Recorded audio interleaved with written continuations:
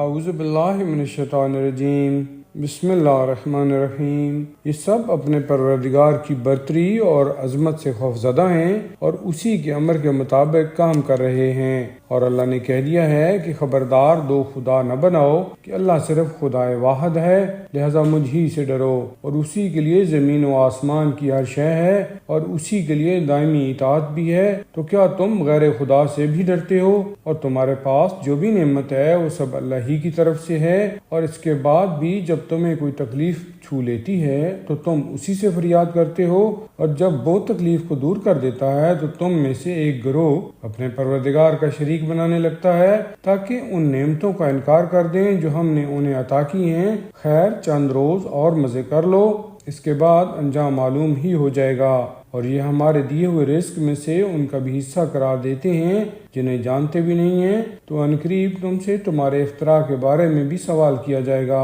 اور یہ اللہ کے لیے لڑکیاں قرار دیتے ہیں جبکہ وہ پاک ہے اور بے نیاز ہے، اور یہ جو کچھ چاہتے ہیں وہ سب انہی کے لیے ہے۔ اور جب خود ان میں سے کسی کو لڑکی کی بشارت دی جاتی ہے تو اس کا چہرہ سیاہ پڑ جاتا ہے اور وہ خون کے گھونٹ پینے لگتا ہے، قوم سے منہ چھپاتا ہے کہ بہت بری خبر سنائی گئی ہے، اب اس کی ذلت سمیت زندہ رکھے یا خاک میں ملا دے، یقیناً یہ لوگ بہت برا فیصلہ کر رہے ہیں۔ جن لوگوں کو آخرت پر ایمان نہیں ہے ان کی مثال بدترین مثال ہے، اور اللہ کے لیے بہترین مثال ہے کہ وہی صاحب عزت اور صاحب حکمت ہے۔ اگر خدا لوگوں سے ان کے ظلم کا مواخذہ کرنے لگتا تو روئے زمین پر ایک رینگنے والے کو بھی نہ چھوڑتا، لیکن وہ سب کو ایک معین مدت تک کے لیے ڈھیل دیتا ہے، اس کے بعد جب وقت آ جائے گا تو پھر نہ ایک ساتھ کی تاخیر ہوگی اور نہ تقدیم۔ یہ خدا کے لیے وہ قرار دیتے ہیں جو خود اپنے لیے ناپسند کرتے ہیں، اور ان کی زبانیں یہ غلط بیانی بھی کرتی ہیں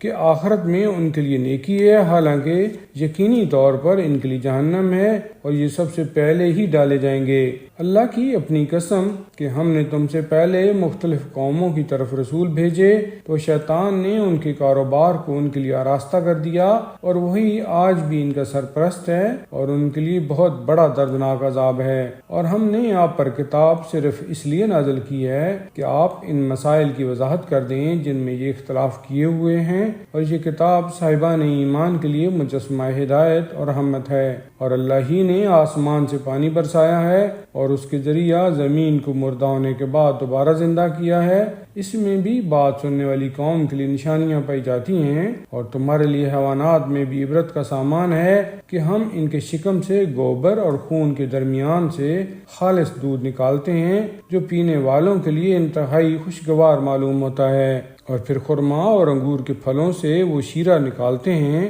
جس سے تم نشا اور بہترین رزق سب کچھ تیار کر لیتے ہو، اس میں بھی صاحبان عقل کے لیے نشانیاں پائی جاتی ہیں۔ اور تمہارے پروردگار نے شہد کی مکھی کو اشارہ دیا کہ پہاڑوں اور درختوں اور گھروں کی بلندیوں میں اپنے گھر بنائے، اس کے بعد مختلف پھلوں سے غذا حاصل کرے اور نرمی کے ساتھ خدائی راستہ پر چلے، جس کے بعد اس کے شکم سے مختلف قسم کے مشروب برآمد ہوں گے جس میں پورے عالم انسانیت کے لیے شفا کا سامان ہے، اور اس میں بھی فکر کرنے والی قوم کے لیے ایک نشانی ہے۔ اور اللہ ہی نے تمہیں پیدا کیا ہے، پھر وہ ہی وفات دیتا ہے، اور بعض لوگوں کو اتنی بدترین عمر تک پلٹا دیا جاتا ہے کہ علم کے بعد بھی کچھ جاننے کے قابل نہ رہ جائیں۔ بے شک اللہ ہر شے کا جاننے والا اور ہر شے پر قدرت رکھنے والا ہے۔ اور اللہ ہی نے بعض کو رزق میں بعض پر فضیلت دی ہے، تو جن کو بہتر بنایا گیا ہے وہ اپنا بقیہ رزق ان کی طرف نہیں پلٹا دیتے ہیں